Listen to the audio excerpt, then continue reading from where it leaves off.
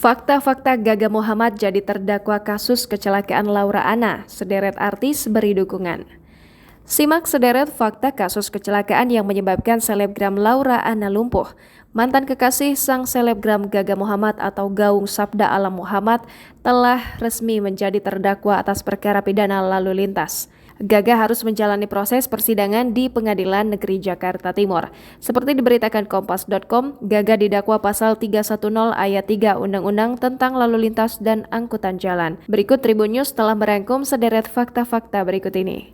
Sidang online digelar pada Selasa. Sidang kasus kecelakaan Laura Anna akan kembali digelar hari Selasa 7 Desember 2021.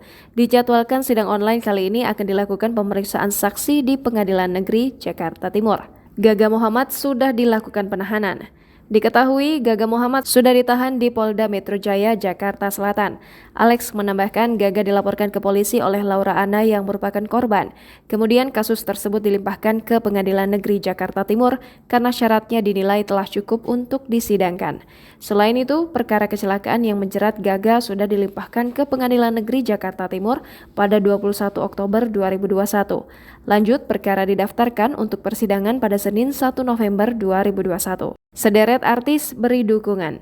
Laura Anna menuntut keadilan pada Gaga lewat pengadilan. Upaya tersebut mendapat dukungan dari sejumlah artis tanah air, mulai dari Raffi Ahmad hingga YouTuber Atta Halilintar. Dukungan untuk Laura ditunjukkan oleh Raffi Ahmad dan Atta lewat unggahan video ketika Laura memasuki ruang persidangan. Laura pun langsung mengomentari unggahan dukungan dari sang presenter. Sementara itu, Atta turut mengunggah postingan dukungan untuk Laura. Postingan itu direspon baik oleh Laura. Tak hanya itu, pengusaha Shandy Purnamasari juga terlihat ikut memberikan dukungan untuk Laura. Laura hampir 2 tahun lumpuh.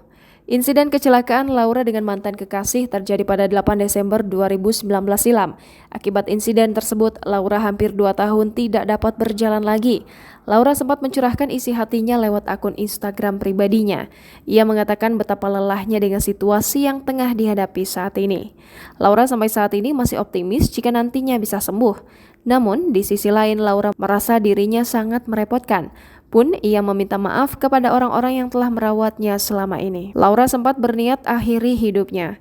Melalui postingan yang sama, Laura curhat pernah berniat untuk mengakhiri hidupnya. Laura menderita cervical vertebrae dyscalation atau diskolasi tulang leher yang menyebabkan dirinya mengalami kelumpuhan pasca kecelakaan. Laura merasa dirinya tidak kuat untuk menghadapi situasinya saat ini. Namun beruntung, niat tersebut tidak terlaksana. Jangan lupa subscribe, share, komen, dan like ya!